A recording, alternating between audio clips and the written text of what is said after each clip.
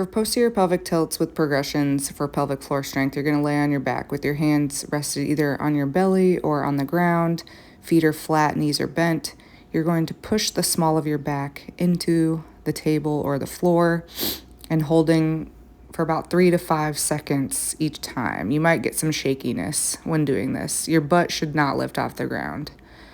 For a little bit harder, you're going to raise both legs, so hips and knees are at a 90 degree angle, and do the same thing. So you're going to push the small of the back into the floor. Notice how my chin is not jutting up towards the ceiling.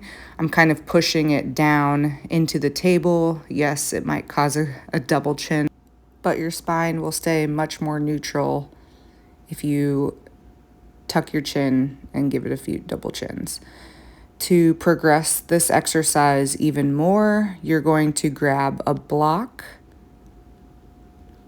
and placing it in between the knees, you're going to squeeze on the block and then perform the posterior pelvic tilt again. This is going to be, again, a little bit harder, might get some shakiness as you do this exercise. And to progress it even farther, you're going to do the same thing like we did the last time and bring the hips and the knees to a 90 degree angle. And again, squeezing the block as you push your pelvis into the table or your small of your back into the table.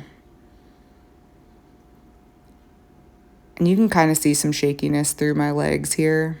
And that's going to be completely normal, especially if you have some weakness through the pelvic floor.